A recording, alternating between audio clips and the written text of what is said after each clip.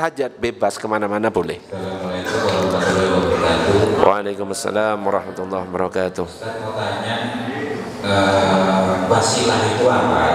Terus hubungannya dengan tawasul. Soalnya pernah dengar bahwa Wahabi itu menolak wasilah. Apa? Wahabi itu menolak wasilah itu. Kita kadang. Ya. Wasilah itu artinya perantara. Ya. Misalkan kita ziarah ke makam wali. Kesalahan yang akhirnya menjadi senjata makan tuan, ada oknum-oknum justru ketika ziarah ke makam para wali, dia mintanya ke wali. Mbah, tolong dong, apa gitu lah. Itu syirik jelas. Akhirnya disamaratakan, dianggap orang-orang yang ziarah itu minta kepada orang yang mati. Ya jelas syirik, siapapun ya ngerti kalau itu syirik. Nah wasilah ini kita doanya kepada Allah, hajat-hajat kita disampaikan kepada Allah, tapi kita bawa nama wali yang kita ziarahi. Misalkan kita ke Sunan Ampel, ya Allah, dengan bahasa Indonesia nggak apa-apa, dengan kemuliaan Sunan Ampel, ya walimu, tolong kabulkan hajat-hajat kita. Mintanya ke siapa? Ke Sunan Ampel kepada Allah? Allah. Yang salah itu, wahai Sunan Ampel, kabulkan hajat-hajat saya. Itu syirik.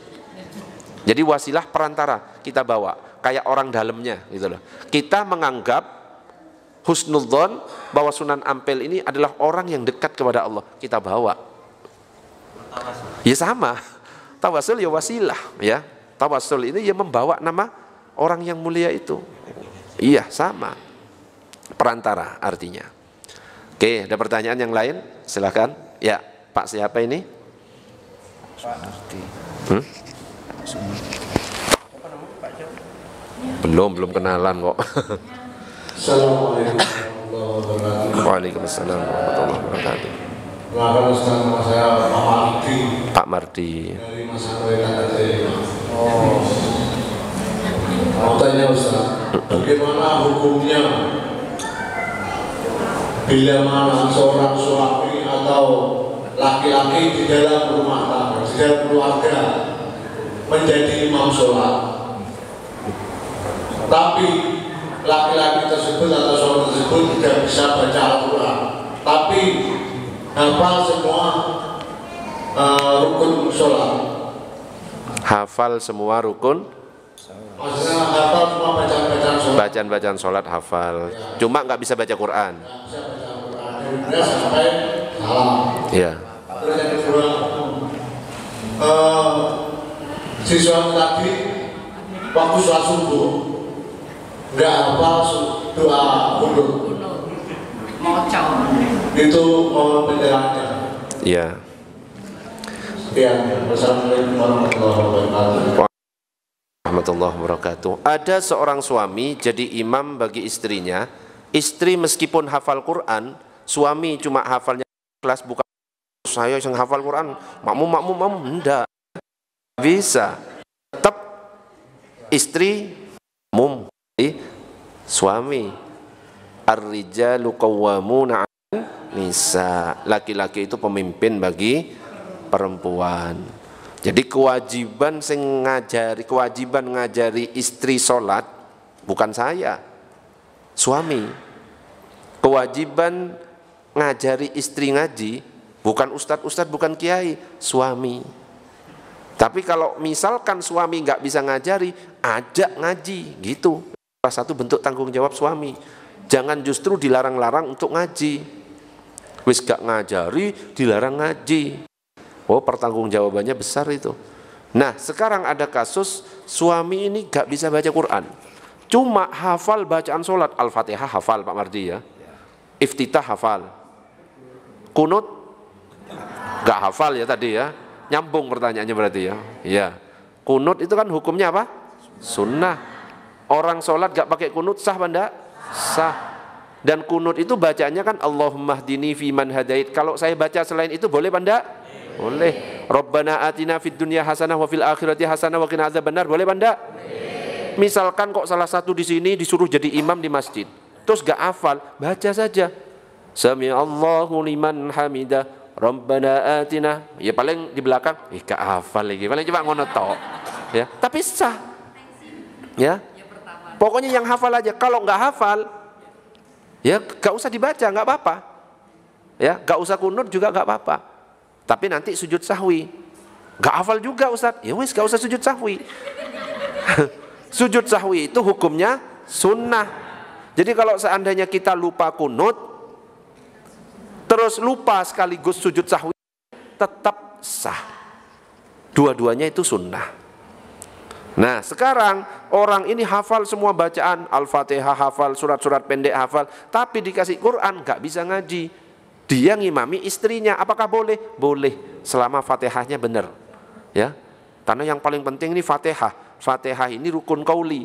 La sholata liman lam yaqra bi Fatihatil kitab. Tidak sah sholat seseorang tanpa baca Fatihah. Yang penting bacaan Fatihahnya bagus, sudah. Meskipun biasanya orang-orang kuno, ya orang-orang tua semuanya nggak bisa baca Quran, Fatihahnya tetap bagus biasanya, ya karena sudah sering dibaca. Nggak apa-apa, tetap sah. Gitu Pak Mardi, jelas? Ada lagi pertanyaan? Monggo silakan. Ibu-ibu atau bapak-bapak, mic-nya sudah siap itu. Itu, Lutfi minta tolong mic-nya geser ke belakang itu. Ada yang nanya.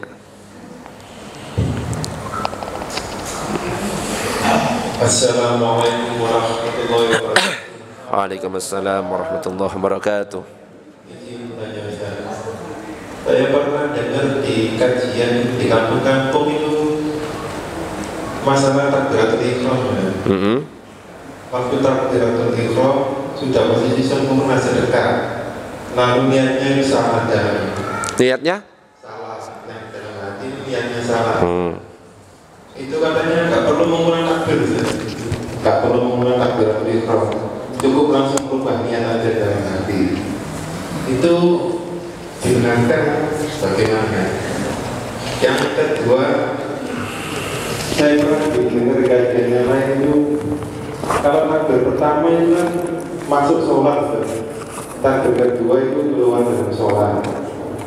Kalau mau masuk ke dalam sholat lagi itu takbir lagi yang ketiga. Kalau kita salah yang pertama, lalu yang kedua itu benar niatnya, apa harus takbir lagi yang ketiga? Mohon penjelasannya. Terima kasih. Assalamualaikum warahmatullahi wabarakatuh. Waalaikumsalam warahmatullahi wabarakatuh.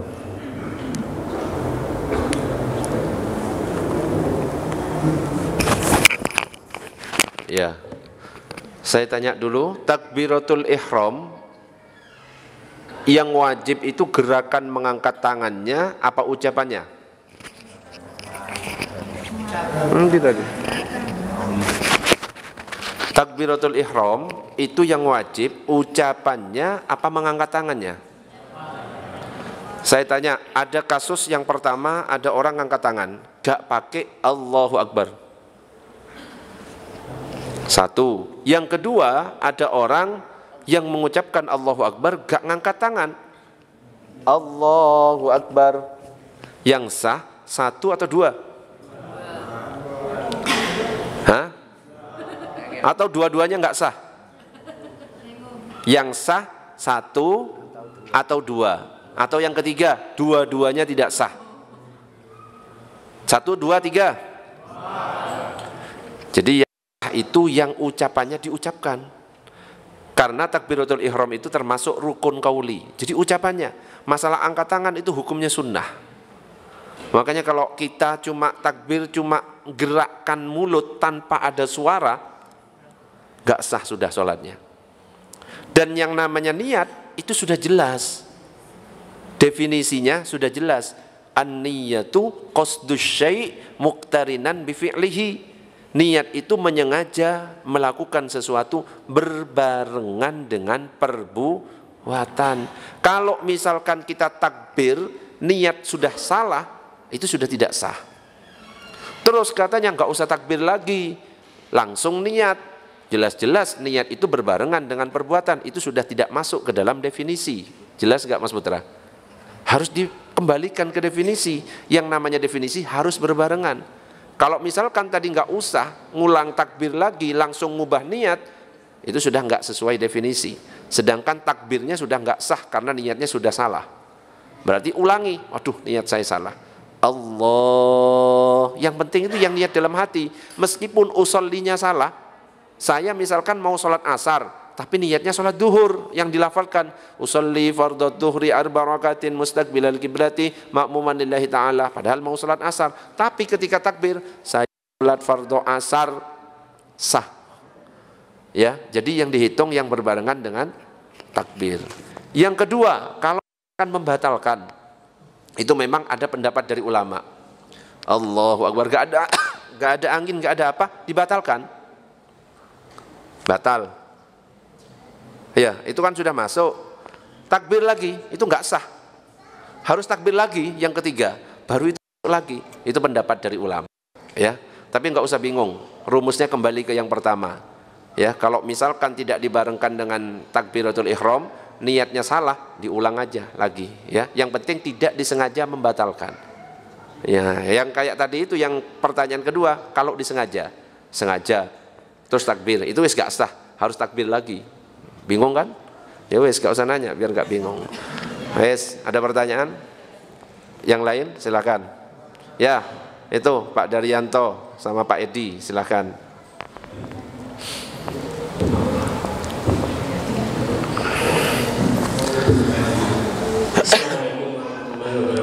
Waalaikumsalam warahmatullahi wabarakatuh.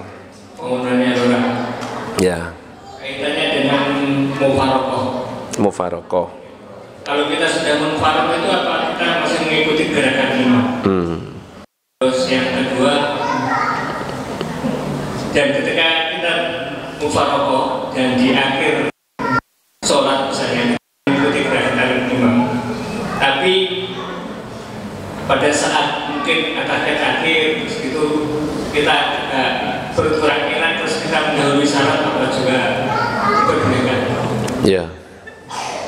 Sudah. Ada lagi? Oh itu. Ya. Mufarokoh. Mufarokoh itu artinya memisahkan diri dari imam.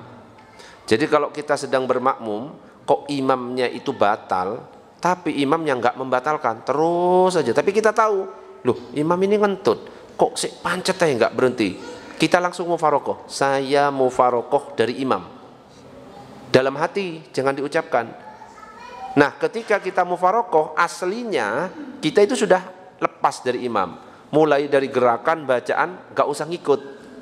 Cuma yang jadi masalah, kalau misalkan kita melakukan gerakan-gerakan sendiri, terus beda, apalagi yang belakang gak ngerti. Loh, iki kok Pak Daryanto itu sholat-sholat karpe dewe, kan gitu kan?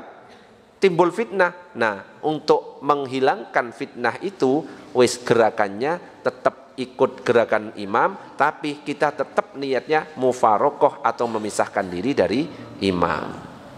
Faham? Nah, tapi sebenarnya kalau ini ngerti semuanya, gak usah harus bareng. Cuma menghindari fitnah, karena yang lain belum tentu ngerti kalau imam melakukan hal yang membatalkan sholat. Bisa dipahami Pak Daryanto? Oke, monggo. Hah? Oh ada. Iya.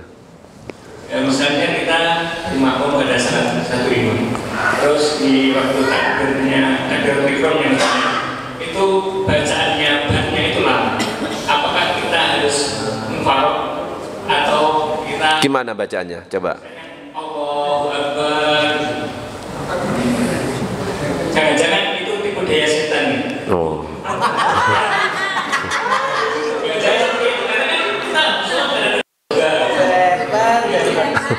Yang disalahkan setan.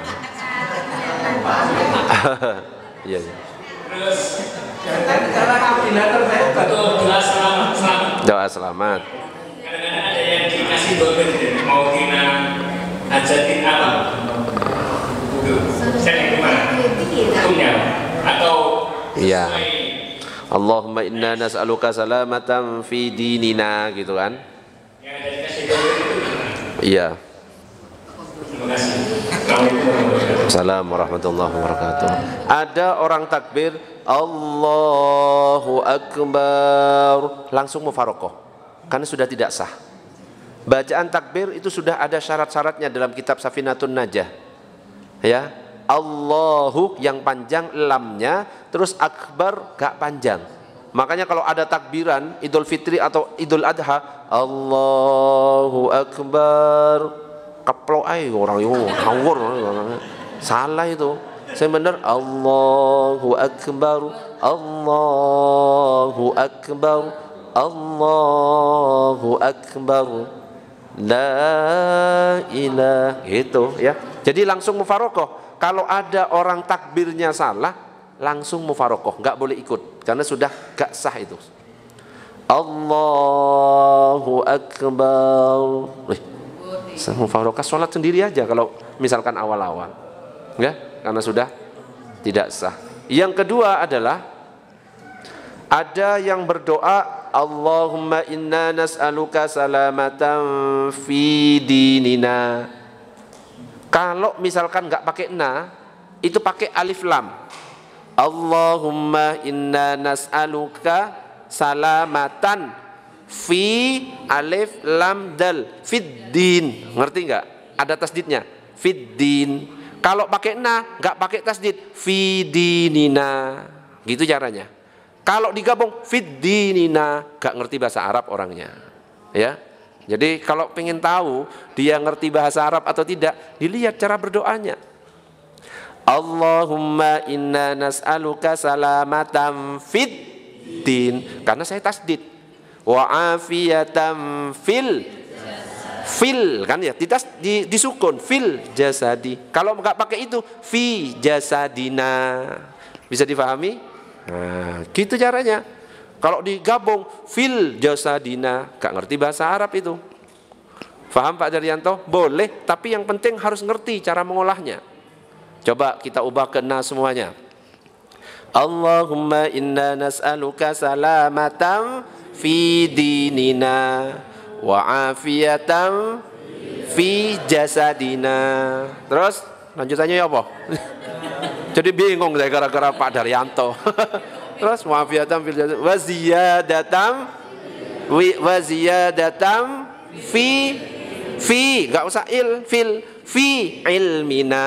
Nah, kalau fil ilmina berarti salah bahasa Arabnya. Nah, ya.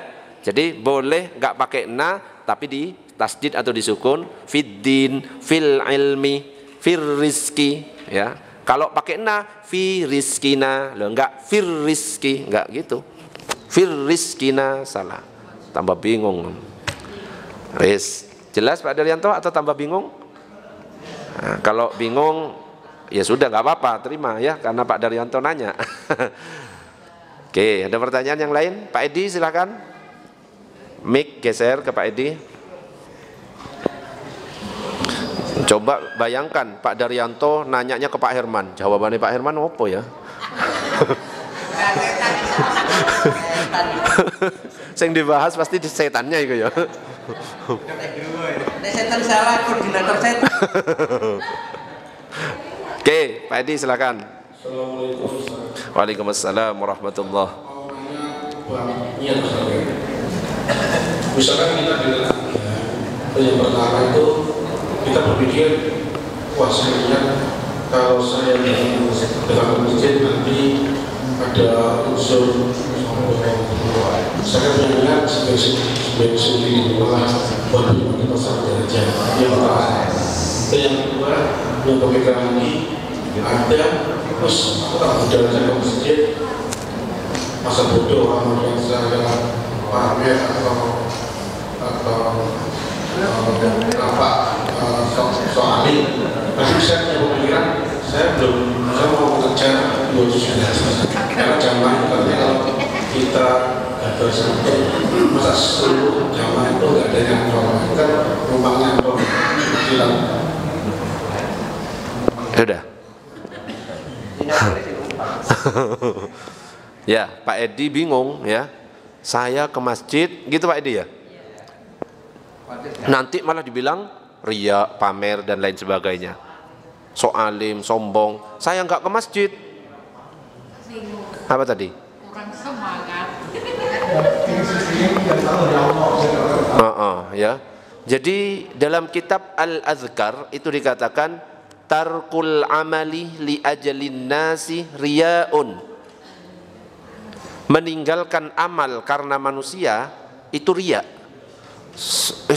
Gak jamaah saya nanti riya, itu riya. Paham nggak maksudnya? Meninggalkan ibadah karena manusia, karena takut dibilang riya, itu riya.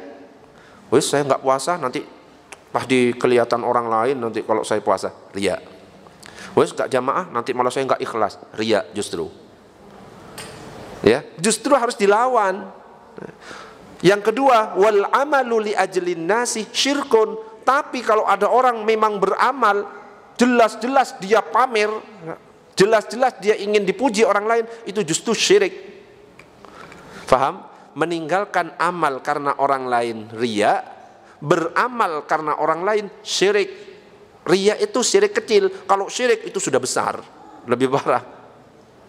Sedangkan yang dimaksud ikhlas itu wal ikhlasu ayyu'afiyakallahu minhuma, jika Allah menyelamatkan dari keduanya. Jadi saya berangkat bukan karena pamer, ya, bukan karena orang lain. Kalau misalkan ada yang memuji, saya tidak akan besar kepala. Kalau ada yang mencela, saya tidak akan minder. Masa bodoh itu yang bagus. Gitu. Makanya kalau ada infak, kota infak datang, ditutup apa dibiarkan? Ditutup apa dibiarkan? Atau dilewati? Kota infak dilewati. Ayo, dibuka tangannya langsung dimasukkan, atau kita tutup? Biasanya gimana? Ditutup karena apa? Kan? Alasannya coba dilihat. Saya nutup infak takut kelihatan orang. Loh, kenapa kok? Bukan karena Allah. Faham maksudnya? Harusnya kita menyembunyikan amal karena siapa? Allah. Tapi pada kenyataannya ketika kita menutup takut kelihatan orang, itu riya. Faham nggak maksudnya? Makanya lebih baik biarkan, mau 1000 gak apa-apa. Mau alah 1000 aja dipamerkan, biarkan, masa bodoh. Kayak Pak Edi, masa bodoh. Mau 100.000 langsung kayak biasanya, kayak 1000, kayak 100.000, wes biasa aja. Gak usah digaya-gaya. Kalau 100.000 sret ngene, itu baru riya.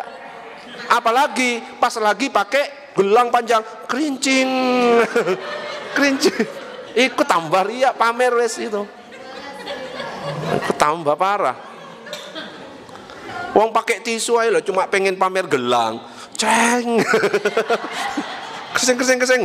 Nisu lo kok pakai kayak gitu? Itu ya apa? Jelas kalau kayak gitu. Yes, ada pertanyaan yang lain? Ya, Pak Freddy. Oh ya, saya mic-nya. Yang belum nanya dulu, Bu Yati dulu ya. Habis ini baru geser.